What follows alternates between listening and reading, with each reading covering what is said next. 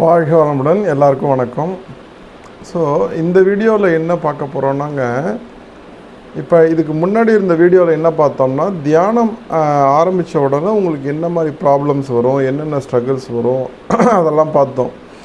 நம்ம கர்ம வினை களையணுங்கிறதுனாலையும், நம்மளுடைய ஏற்கனவே முன் செய்த வினைகள், நம்ம பரம்பரை வினைகள், நம்ம அப்பா அம்மா வினைகள், ஸோ இதெல்லாம் களையணுங்கிறதுனால அதுக்காகவும், அது மட்டும் கிடையாது, நமக்கு ஒரு பக்குவம் வரணுங்கிறதுக்காக விதவிதமான சில துன்பங்களை கொடுத்து இறைவன் நம்மளை ஒரு விழிப்பு நிலைக்கு கொண்டு போவார்.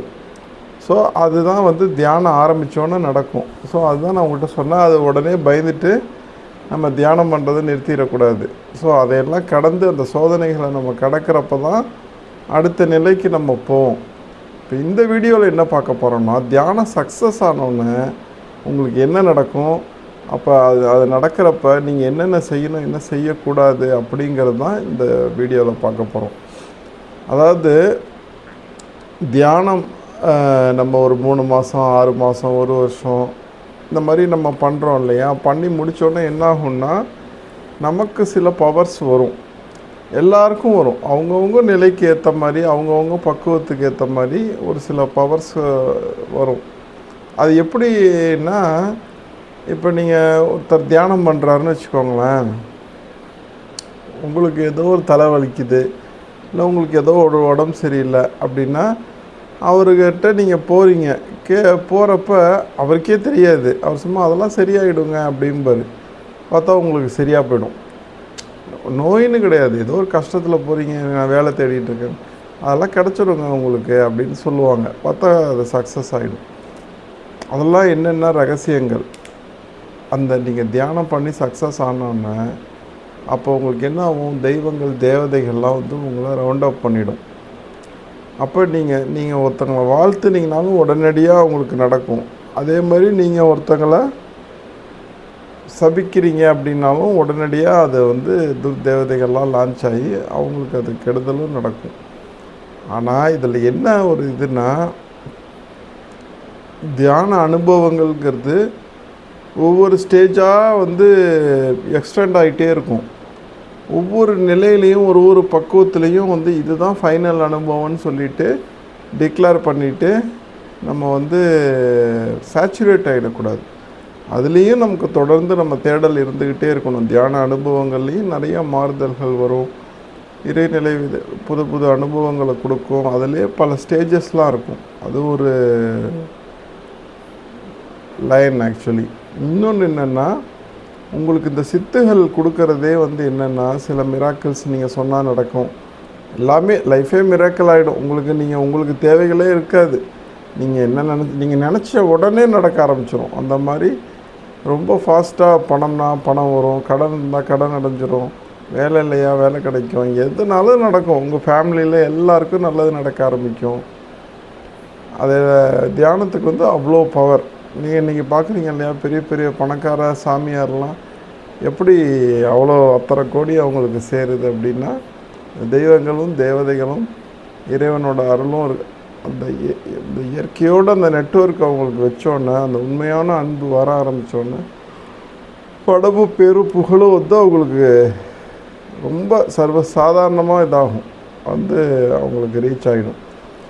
பட் இதில் எங்கே சிக்கலாகும்னா, நீங்கள் ஃபஸ்ட் ஆஃப் ஆல் உங்களுக்கு தியானம் வந்துடுச்சு, தியானம் சித்தி ஆகிடுச்சுங்கிறத வெளியிலே சொல்லக்கூடாது. அது ஒரு ரகசியம், அது சீக்ரெட். அது உங்களுக்கும் கடவுளுக்கும் உள்ளது. இல்லை உங்களுடைய குரு ஸ்தானத்தில் இருக்கிறவங்கள்ட்ட நீங்கள் சொல்லலாம். நீங்கள் தியானத்தில் அனுபவங்கள்லாம் வெளியில் ரொம்ப பிரகடனப்படுத்தி சொல்ல ஆரம்பிச்சிங்கன்னா, அந்த தியான அனுபவங்கள் வர்றது தடைப்பட்டு நின்று போயிடும். அதுக்கப்புறம் உங்களுக்கு அனுபவங்கள் பெருசாக வராது.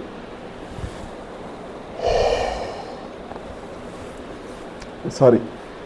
அதுக்கு அடுத்தது பார்த்திங்கன்னா, நான் சொன்னேன் இல்லையா, அந்த சித்துகளை உங்களுக்கு கொடுக்கறதே உங்களை டெஸ்ட் பண்ணுறதுக்காக தான். என்னென்னா, நீங்கள் அதை வச்சுக்கிட்டு நல்லது பண்ணலாம், யாருக்கும் தெரியாமல். நீங்கள் தான் பண்ணுறேங்கிறதே வெளியிலையும் தெரியக்கூடாது. அந்த மாதிரி வெளியில் தெரியாமல் நீங்கள் மற்றவங்களுக்கு நல்லது பண்ணலாம். ஆனால் ரொம்ப பிரகடனப்படுத்தி நல்லது பண்ணுறது, அதை வச்சுக்கிட்டு காசு சம்பாதிக்கணும்னு நினைக்கிறது. ஸோ இந்த மாதிரி வேலைகள்லாம் பண்ணுறது, பெரிய பெரிய இதெல்லாம் டெவலப் பண்ணுறது, அந்த மாதிரிலாம் பண்ண ஆரம்பிச்சிங்கன்னா உங்களுக்கு என்ன ஆகும்னா நடக்கும். ஆனால் அதோடு உங்களுடைய ஆன்மீக வளர்ச்சிங்கிறது அப்படியே நின்றுடும், அதோட ஸ்டாக்னெண்ட் ஆகிடும். அதையும் தப்பாக யூஸ் பண்ணிங்கன்னா அது உங்களுக்கு நெகட்டிவ் கர்மாவாகி திரும்ப நீங்கள் டீப்ரமோட் ஆகிடுவீங்க. ஆன்மீகத்துலேயும் டீப்ரமோட் ஆகி மனித நிலையிலையும் டீப்ரமோட் ஆகிடுவீங்க. அதனால் தியானம் சில அனுபவங்கள் வந்துட்டுனாலே நம்ம அதில் சக்ஸஸ் ஆகிட்டோன்னு நினச்சி ராங்காக போயிடக்கூடாது. இது தியானங்கிறது ஒரு விதத்தில் ஒரு ரிஸ்கான இதுதான் இது ஆக்சுவலி. இப்போ நீங்கள் சாதாரண நிலையில் உங்கள் பவர்ஸை யூஸ் பண்ணி ஒரு சில பாவங்கள் தான் செய்ய முடியும். ஆனால் தியானத்தில் அப்படி கிடையாது. நீங்கள் மனசில் நினச்சிங்கனாலே டக்கு டக்கு டக்கு டக்குன்னு நடக்கும். அப்போ என்ன ஆகுனா அதுக்குள்ள கர்ம வினைகளும் உங்களை சுற்றிக்கும். அதனால் தியானங்கிறது விளையாட்டுத்தனமாக தான் நம்ம பண்ணணும். ஆனால் ரொம்ப விழிப்புணர்வாக கான்ஷியஸாக இருக்கணும். எப்போதான் மகரிஷி சொல்வார், எப்போதும் எல்லோருக்கும் நன்மையே செய்ய நாட்டமாக இரு. மழை பெய்யணும்னு நினச்சா கூட மழை பெய்யும். இயற்கையோடு நம்ம ஒன்றி இருக்கிறனால இயற்கை முடிஞ்ச வரை நம்ம நினைக்கிறத நிறைவேற்ற பார்க்கும். அதனால் நம்ம ரொம்ப இயற்கையும் கஷ்டப்படுத்தாமல் நம்ம சுற்றி இருக்க மனிதர்களுக்கும் நன்மை பயக்கிற மாதிரி, நன்மை செய்கிற மாதிரி நம்மளுடைய எண்ணங்களை அமைச்சிக்கணும். இல்லைன்னா அந்த எண்ணங்கள் மற்றவங்களுக்கும் துன்பம் கொடுத்து நமக்கும் அது ஒரு தப்பான கர்ம வினையை கொடுத்துரும். அதனால் இது முழுக்க முழுக்க ஒரு ரகசியம்தான். தியானம் பண்ணுறீங்கன்னாலே வெளியிலே தெரியக்கூடாது. நீங்கள் பாட்டுக்கு அமைதியாக தியானம் பண்ணணும். நீங்கள் மற்றவங்களுக்கு சொல்லலாம், அமைதியாக இருங்க, பொறுமையாக இருங்க, எதை மாதிரி இருங்க, அதை மாதிரி இருங்க, அதை மாதிரி இதெல்லாம் சொல்லலாம்.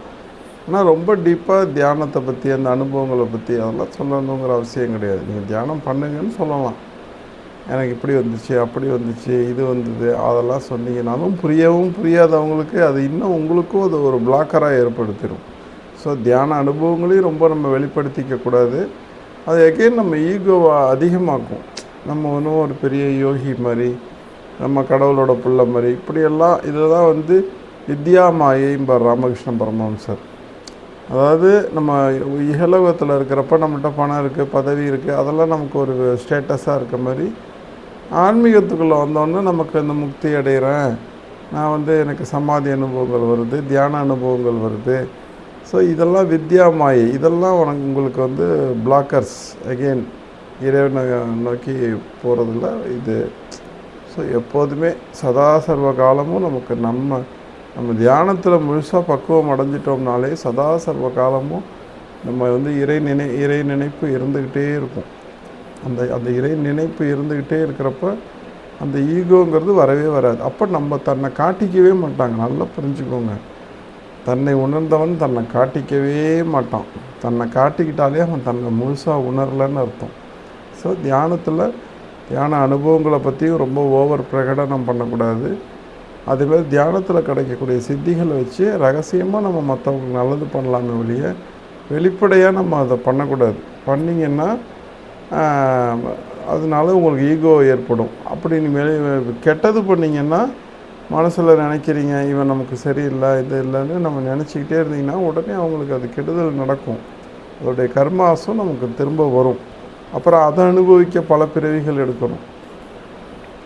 அதனால் ரொம்ப நிதானமாக அமைதியாக சின்ன சின்ன அனுபவங்கள்லேயே சாட்டிஸ்ஃபை ஆகாமல் தியானத்தில் நிறைய அனுபவங்கள் இருக்குது.